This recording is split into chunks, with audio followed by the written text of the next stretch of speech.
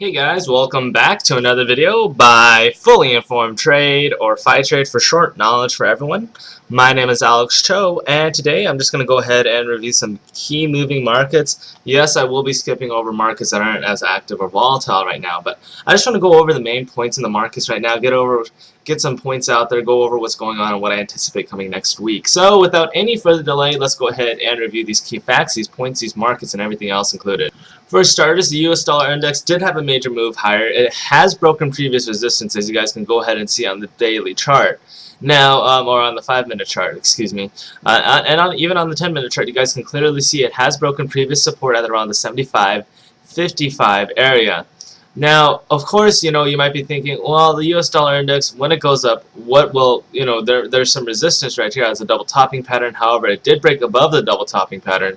And obviously, one must assume next major resistance is most likely going to be at the 77.50 area, or the 77.50 area. So again, watch that very closely. If you're a short-term trader who likes to scalp stuff, 77.50 would be the area to do it. But for right now, I would be stepping away from the table, and I wouldn't look for short entries as of right now. Now, why is it that the dollar index is having so much strength? Well, one could also assume that it has something to do with the Euro-US dollar. As you guys can see, the Euro-US dollar has had a sizable pullback throughout 4 a.m. all the way until 12 p.m. You have seen a huge drop, and that is around a 200 pip drop. You might get a small bounce, anywhere from around 20 to 40 pips here and there. You could even get around 50 to 100 pips.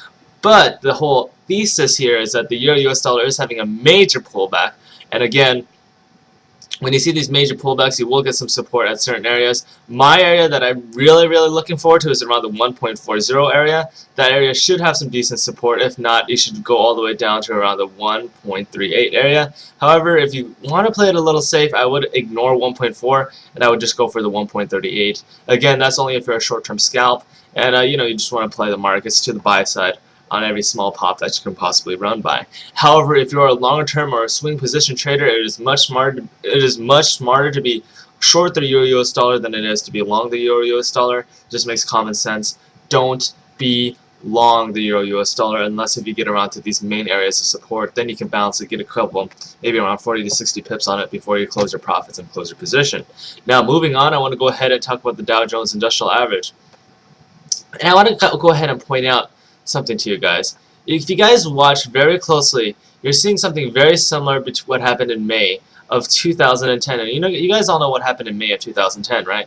Well, for all of you guys who haven't been around the markets long enough, or who have just gone into all of this stuff, May 2010 was when we had a super flash crash. In fact, the markets fell by anywhere from around 7 to 8% in a single day's trading session, although the lows reached all the way down to around 10% drop. Now, will we see something like that? Probably not. Probably not in a single session. Oh, however, you guys watch this pattern closely. You have a minor pullback. It goes down to a certain level, and then it consolidates for a bit, and then it continues going lower. And now that's kind of symmetry right there. I mean, you guys are looking at the same exact symmetry, because if you guys look, there is a 200-point difference on this graph. 200-point difference right here, if you guys notice. So there has been a 200-point range. Now let's look at the markets right here. How much of a range have we had for quite a while? It is a 200-point range. Right? 200-point range consolidation from the previous May crash. Now that's perfect symmetry right there, guys. The only thing is that we're also showing a very similar pattern from the May flash crash. So maybe on the anniversary date we didn't get the major downside that many were anticipating. Of course, I was kind of anticipating it, but I was also willing to say, hey, maybe it will take some extra time. Now let's go ahead and look at the market symmetry right here. Pull back by 200 points. If you guys look at the past, you got a 200-point pullback as well. As well as right here, a 200-point pullback, and then you go up a little bit, and then you consolidate for a while. And then you consolidate for a while right above the 200-day moving average as you consolidate around a little bit. And you never ever break or even touch the previous area. As you guys can go ahead and see, you guys never ever touch the previous area of resistance. You never go back directly above the 200-point area. Sometimes you touch it, but you don't ever break it. Now, if you guys look, you have the 200-day moving average right beneath you, another 200-day moving average right beneath you. Not the 200-day moving average, I meant the 20-day moving average. 20-day moving average, 20-day moving average, when you see a break below this 20-day moving average, and remember, the more a market consolidates above a 20-day moving average, the less likely it will ever hold. And if you're seeing a quadruple touch of it, even a 5 times touch of it, let's go ahead and look at what happened to the Euro-US dollar after it consolidated on the 50-day moving average for around 5 consecutive trading days. Eventually, it broke. Now let's look at what we're looking at on the Dow Jones Industrial Average. And as you guys can go ahead and see, there's a 1 touch, 2 touch, 3 touch, 4 touch, and the 5th touch of that 20-day moving average will most likely be broken. Again, just mark my words right here. The 5th touch will most likely be broken. 1 touch, 2 touch, 3 touch, 4th touch, and a 5th touch, and the 6th one done this one in. Again, I can't stress this enough to you guys. The more you consolidate on a moving average, the less likely it will hold. It's like the floodgates, guys. The more pressure you put on a flood or a dam, and basically, you know, if you put on, you know, maybe 5 points of pressure, and you know, and I guess we could call the moving average a dam or a support. You know, imagine just overwhelming it with so much water and force that eventually the dam breaks. And basically, the more pressure you put on a moving average, the more likely it is to break. Now, in our case, if you guys look again, 1, 2, 3, 4, 5, 6. In our case, right here, we're getting around 1, 2, 3, 4. So again, we have a 5th or 6th hit of it, then we could probably go lower if we were to consolidate. Of course, you know, this roll, you know, we've already touched it 4 times. And if you guys look at the Euro-US dollar, all it took was a 1, 2, 3, 4, 5. And the 5th time did it. We'll take the, you know, on our 5th try, will we break that 20-day moving average? Probably. And if it does break, you guys can clearly see something similar to that scenario. Maybe not a 10% correction, but you would probably see the Dow Jones close an extra 200 to 400 points lower in the following week. Okay?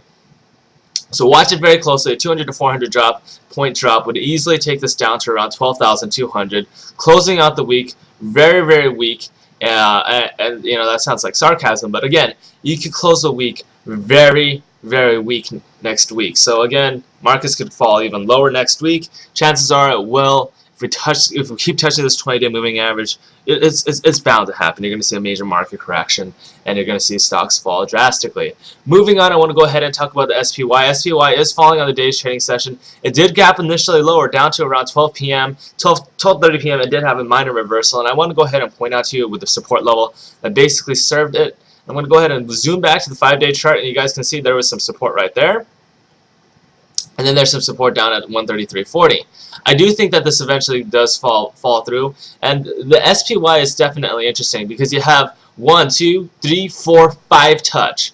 All right, and remember the key is that if it touches it a 6th time, it's easily a no-brainer. Chances are it will eventually break. Chances of it actually finding support there does reduce. It does go down all the way down to around 20%, maybe even less. The likelihood of it finding any support there. So again, SPY retouched that 20-day moving average on the following trading session, and you could easily see it break, although I could easily see this market closing below this 20-day moving average, and the following day will confirm that downwards momentum if it actually happens. Following that, you do have the 50-day moving average at around 132, and following that, you have a 130 area. Although, after seeing this market trade in around a $2 range, which is equivalent to around the Dow Jones Industrial Average trading in a 200-point range, I could easily see this market fall by 200 to 400 points next week, going all the way down to maybe 132, maybe even 138. So again, this is your target area for next week. I could easily see it going down there. And let's go ahead and move on to the next chart, which is going to be the silver spot. Now I want to go ahead and zoom out this chart on the silver market. I'm going to go ahead and show you this long trend line. As you guys can see, it goes all the way back to around 2003. Touch, touch, touch, 4th touch, and then again you got a 5th touch right here. It's not the 5th touch though, because it hasn't completely touched it yet. It got close, but it pulled back. I would be into it. I would be interested in silver off of a small bounce in the 32 area. Following that, I do anticipate that we could see quite easily, I mean, you know, it would be a no-brainer to assume that you could have a major head and shoulder pattern right here. Again, here's your shoulder, here's your head, and again, we could go all the way down to around 26 something. That would be another great area of support. I would be buyer right there as well for a small bounce. Then we could go all the way back up to maybe this area right here, which would be around 31. And then we could also continue with this downwards momentum after that. So again, that's how the head and shoulder pattern could play out. And if it does, you guys would be saddled with some pretty huge losses. Although a lot of analysts are coming out there thinking that it might not get that bad, but then again, we have to acknowledge that a head and shoulder pattern is starting to form up, and it could complete later on in 2011 towards the second half of the year. Watch out for it very closely, as there is a possibility of it happening. Just look at the Euro-US dollar. It is having a major downwards momentum day, and it is continuing to go lower. I could easily see it go down to the 200-day moving average next week. If you guys look at the 2-year chart, again, every single time POMO does come to an end, or the quantitative easing comes to an end, you always see the Euro-US dollar have a major pullback. And once quantitative easing is considered again, or people anticipate quantitative easing coming back into the mix, of course the Euro-US dollar does have an easy time strengthening. In this environment, though, the US is tightening and the European and Chinese markets are loosening. Therefore, you're seeing the dollar index go higher. You're seeing the Euro-US dollar continue to go down in value in proportion to the dollar. And also because of that, you're seeing the stock market fall down in value, commodities fall in value. Commodities were a bit overbought anyway, so they were due for a pullback. But then again, you got to also consider the bond market going up as well. So with all those factors in consideration, one must assume that the Euro-US dollar will most likely continue going lower. Silver could complete a head and shoulder pattern. The stock market is showing a very similar pattern to what we saw prior to the May flash crash back in 2010. So overall, silver is negative, stocks are negative, euro is negative, the dollar is strong, the bond market is strong. Thanks a bunch, guys. I hope you guys liked the video. If you guys are interested in the charting software I use, check out the link right below this video. And if you guys want more of this content, please sure to go ahead and subscribe to my YouTube channel, as it will have more for you in the coming weeks and months ahead. Take care, folks. I will go ahead and see you all next time.